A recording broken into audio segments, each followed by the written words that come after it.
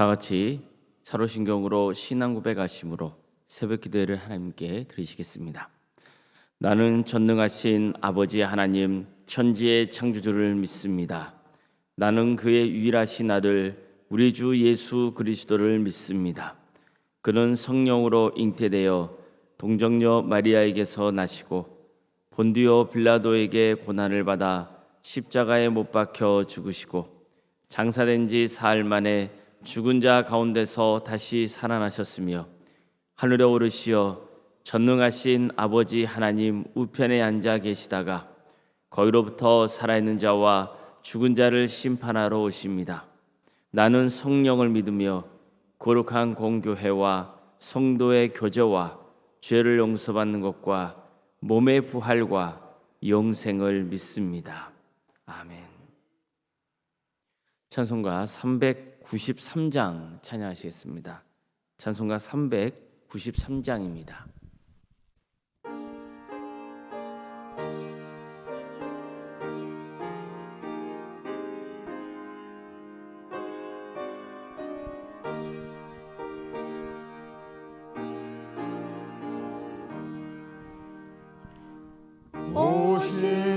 신실하신 주 내 아버지여 늘 함께 계시니 두려움없네. 그 사랑 변찮고 날 지키시며 언제나 우리 한결같네. 오 신실하신 주, 오 신실하신 주, 날마다 자비를 베푸시며 일용할 모든 것 내려주시니 오 신실하신 주 나의 구주. 봄철과 또여름 가을과 겨울 해와 달 별들도 다 주의 것. 만물이 주 영광 드러내도다. 신실한 주 사랑 나타내네. 오 신실하신 주, 오 신실하신 주, 날마다 자비를 베푸시며 일용할 모든 것 내려주시니 오 신실하신 주 나의 구주. 내 죄를 사하여 아리하시고 주 친히 오셔서 인도하네. 오늘의 힘되고 내일의 소망 주만이 만복을 내리시네. 오 신실하신 주, 오 신실하신 주, 날마다 자비를 베푸시며 일용할 모든 것 내려주시니 오 신실하신 주 나의 구주.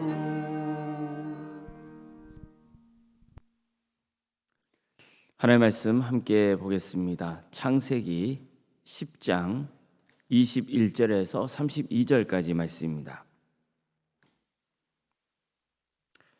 창세기 10장 21절에서 32절 말씀입니다.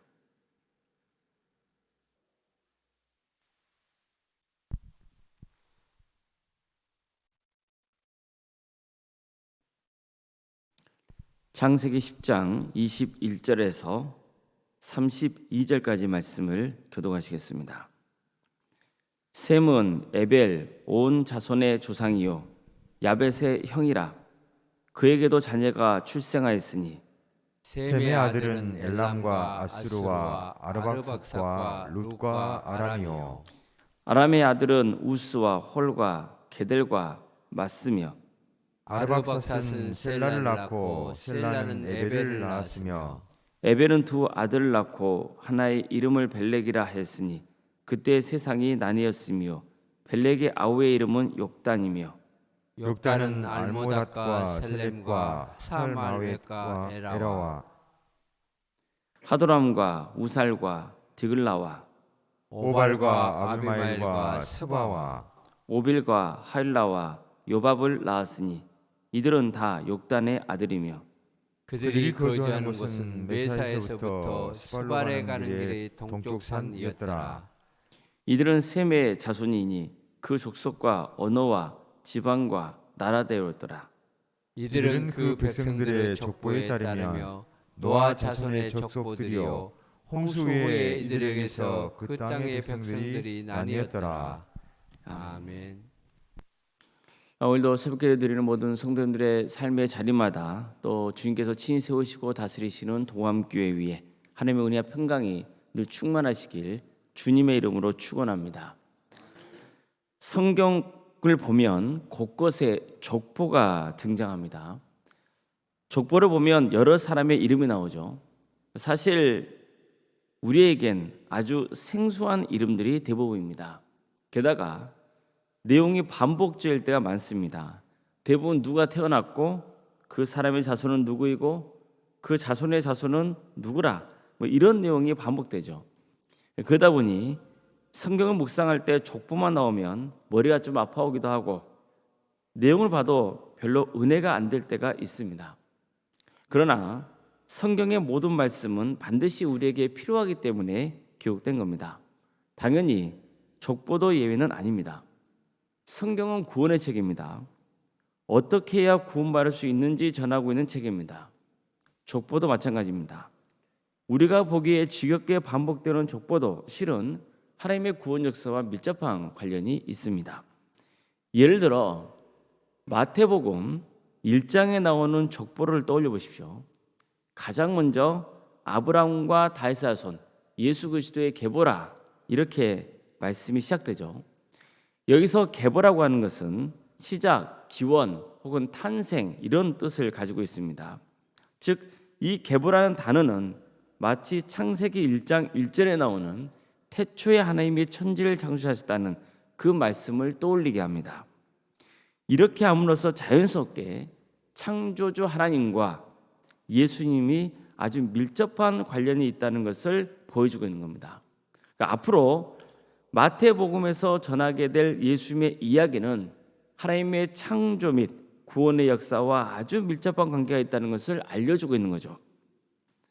또한 예수님은 노아의 아들인 셈의 가문을 통한 아브라함의 혈통에 속한다는 것을 강조함으로써 하나님이 미래의 조상 아브라함과 맺은 언약이 드디어 예수님을 통해서 완성될 것이라는 것을 알려주고 있는 겁니다. 게다가 예수님은 다윗의 자손이라고 밝힘으로써 예수님이야말로 이스라엘 백성들이 그렇게 고대했던 메시아, 즉 왕이시라는 사실도 강조하고 있습니다. 따라서 예수님의 족보는 아브라함으로부터 시작이 되는 겁니다. 그리고 그 족보 안에 다윗이 등장하고 그 족보의 마지막에 마리아에게서 그리스도라 칭하는 예수가 나시니라 이 말씀으로 끝을 맺고 있습니다. 자, 이것은 드디어 태초부터 세상을 지으시고 인류를 구원으로 인도하고자 하시는 그 하나님의 구원의 역사가 예수님을 통해서 완성될 것임을 증거하고 있는 겁니다. 그런데 또 누가복음을 보면요, 거기에도 예수님의 족보가 나오는데 족보의 순서가 또 좀 다릅니다. 마태복음에서 예수님의 족보는 아브라함에게서 시작되어 예수님의 탄생으로 끝을 맺고 있는 반면에 누가복음에서는 예수님의 족보가 예수님에게서 시작해서 인류의 조상인 아담까지 거슬러 올라간 다음에 마지막에는 하나님으로 끝마치고 있습니다. 자, 이렇게 누가복음에서 예수님의 족보를 다르게 전하고 있는 것은 예수님은 이스라엘의 메시아를 넘어 모든 인류의 구원자시라는 것을 더 부각시키기 위해서인 겁니다. 자, 이것은 한 가지 예를 든 것이지만 성경에 등장하는 족보는 이처럼 그냥 별 의미 없이 나열되어 있는 게 아닙니다.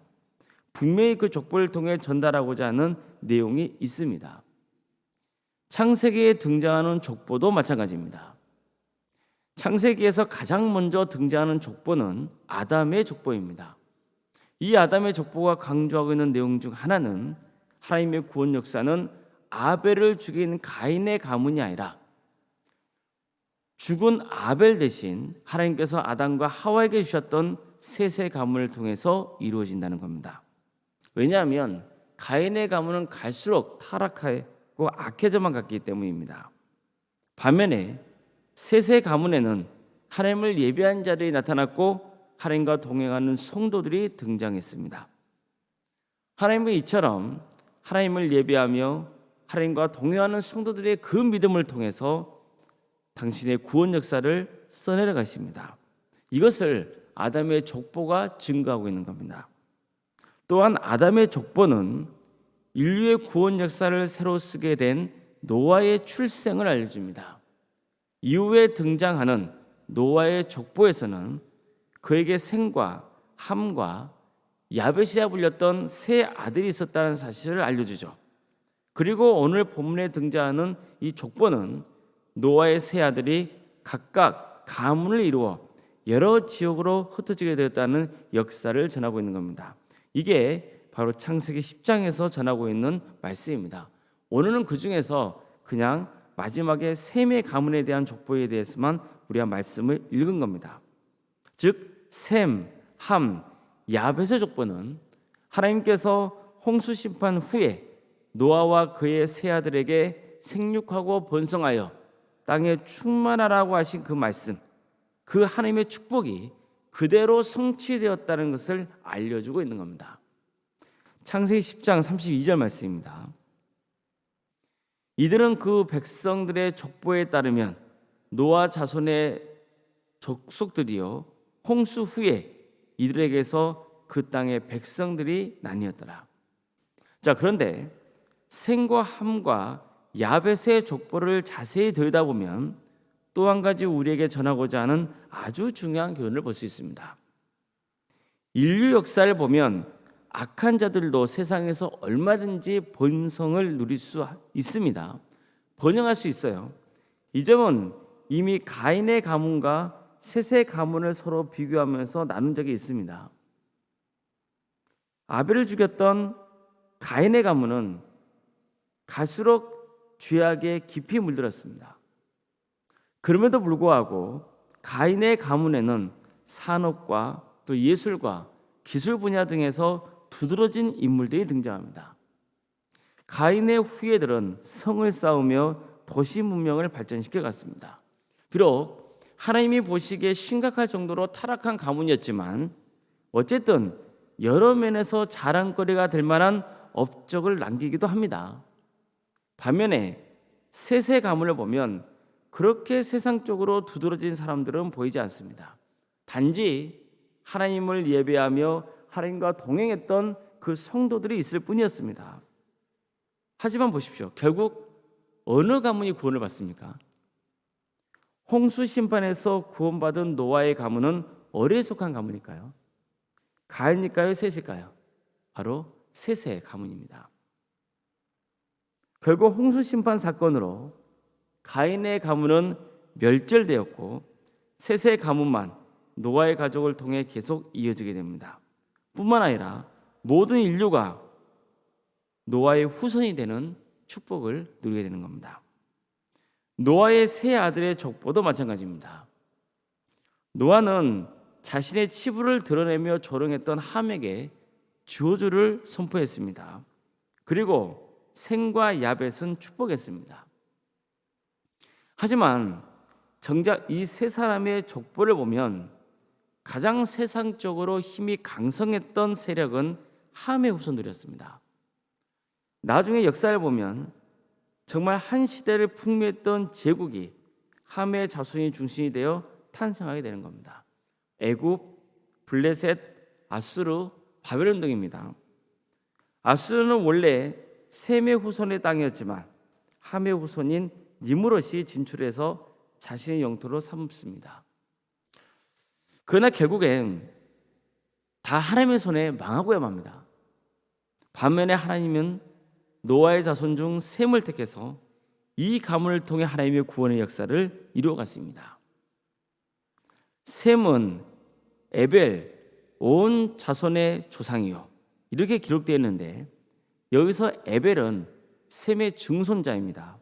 성경을 보면 이스라엘 민족을 히브리인이라 이렇게 부르기도 하는데 바로 히브리 이 말이 에벨에서 유래한 겁니다.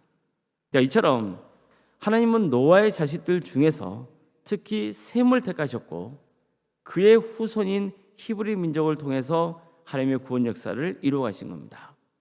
그리고 성경은 인류의 구원자인 예수님이 셈의 후손에서 나셨다는 사실을 증거하고 있는 겁니다. 자, 이걸 보면 우리가 무엇을 알 수 있습니까? 눈에 보이는 게 전부가 아니라는 것을 알 수 있습니다.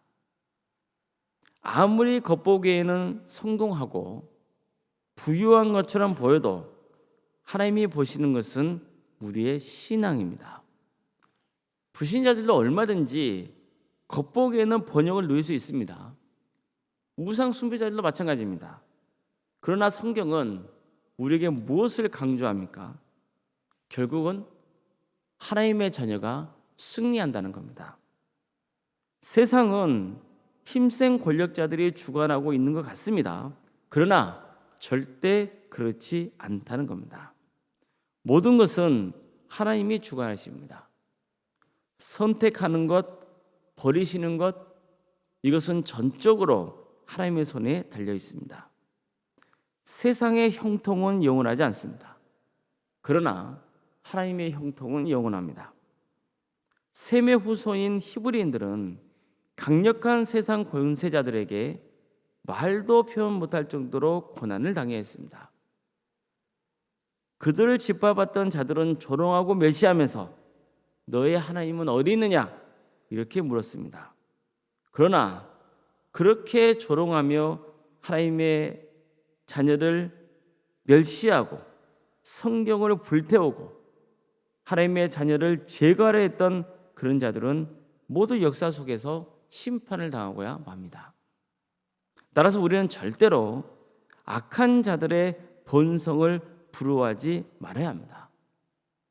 그들이 성공했던 길을 따라가려고 해서는 절대로 안 되는 겁니다. 그저 우리는 묵묵히 주님의 길을 따라야 합니다. 눈에 보이는 게 전부가 아닙니다. 결국 끝까지 믿음을 지키며 하나님의 뜻을 행하고 하나님과 동행하는 성도가 승리합니다.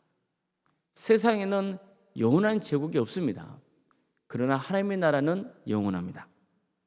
아무쪼록 영원한 하나님의 나라를 바라볼 수 있기를 바랍니다.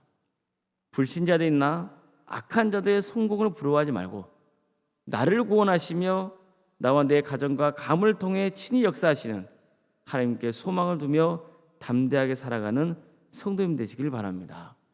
그래서 모두가 구원의 길을 가는 복된 가정 그리고 복된 가문을 이루어가시는 성도님들이 다 되시기를 주님의 이름으로 축원합니다.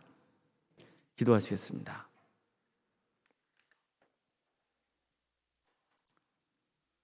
사랑의 하나님, 하나님께서 이 천지 만물을 창조하시고 친히 역사를 주관하시는 거룩하신 분이신 것을 우리가 믿게 하시니 감사드립니다. 무엇보다도 우리에게 하나님의 말씀인 성경을 주셔서 하나님의 뜻을 바르게 분별하며 구원의 길을 갈 수 있도록 이끄시니 감사드립니다.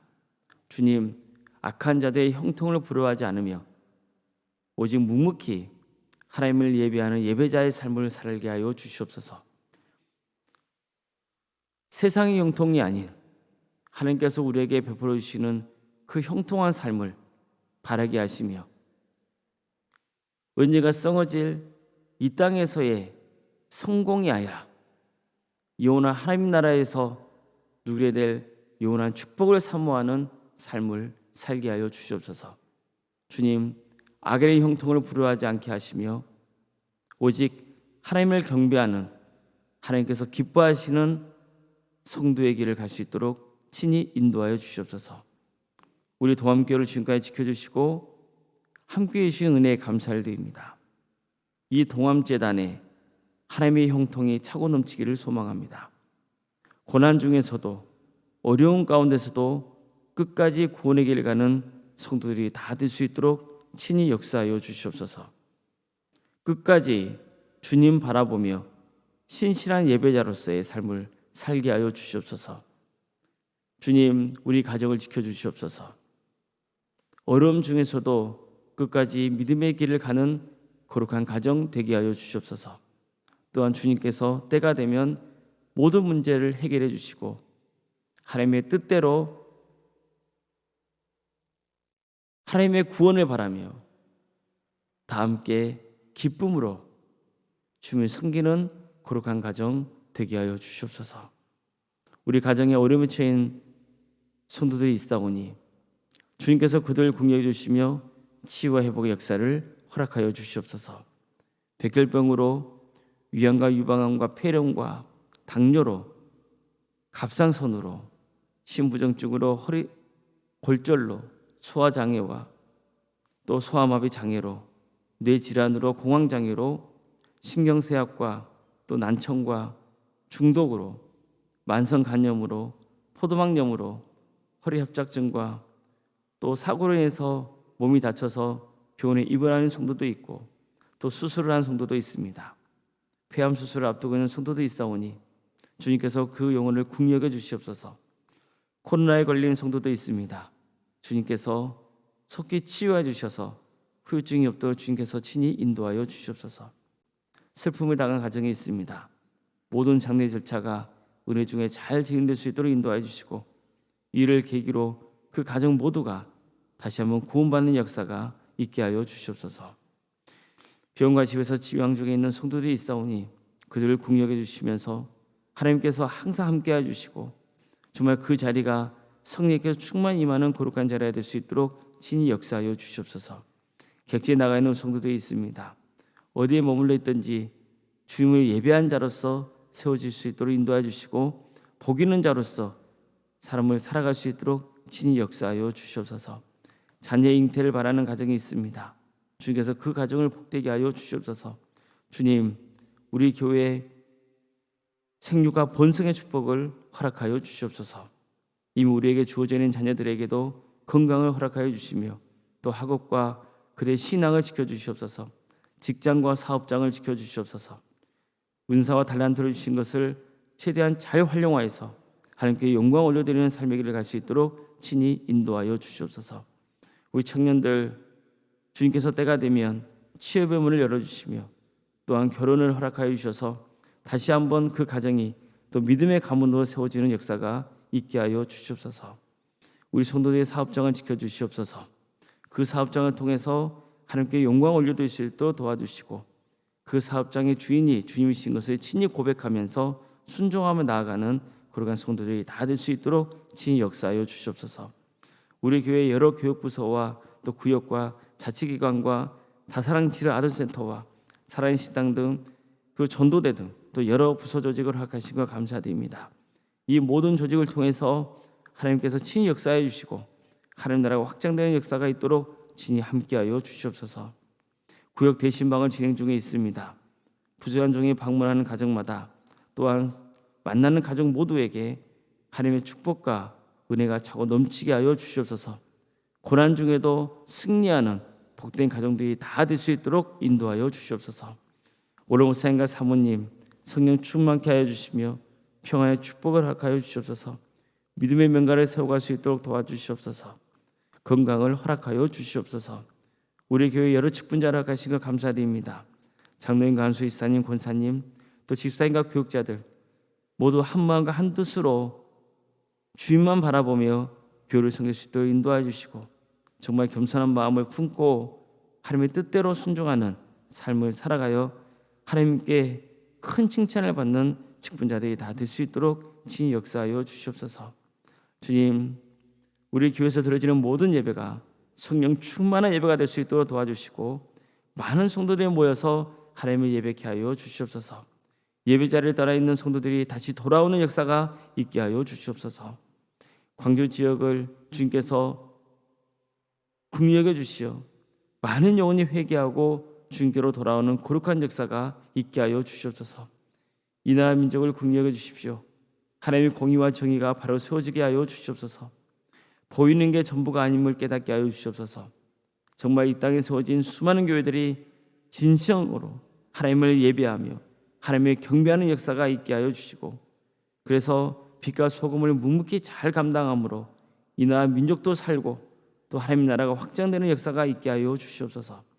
억압받고 북한 동포들을 주께서 긍휼히 여겨 주시어 하나님의 때의 해방과 자유의 기쁨을 맛보게 해주시고 그 땅에 수많은 영혼들이 다시 주님께로 돌아온 역사가 있게 하여 주시옵소서.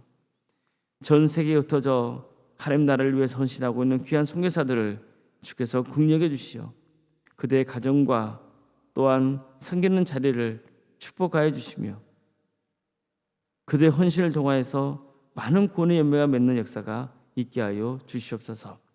새벽기를 드리며 하나님의 은혜를 간구하는 우리 성도를 주께서 긍휼히 여겨 주시옵소서. 그 이름들을 일일이 기억하여 주셔서 하나님 복되게 하여 주시고 기도하는 모든 기도의 제목들이 주님의 때에 주님의 뜻 안에서 응답받는 거룩한 역사가 있게 하여 주시옵소서. 모든 것 주님께 의지하오며 살아계신 예수님의 이름으로 기도드리옵나이다. 아멘. 하늘에 계신 우리 아버지, 아버지의 이름을 거룩하게 하시며 아버지의 나라가 오게 하시며 아버지의 뜻이 하늘에서와 같이 땅에서도 이루어지게 하소서. 오늘 우리에게 일용할 양식을 주시고 우리가 우리에게 잘못한 사람을 용서하여 준 것 같이 우리 죄를 용서하여 주시고 우리를 시험에 빠지지 않게 하시고 악에서 구하소서. 나라와 권능과 영광이 영원히 아버지의 것입니다. 아멘. 각자 기도하시겠습니다.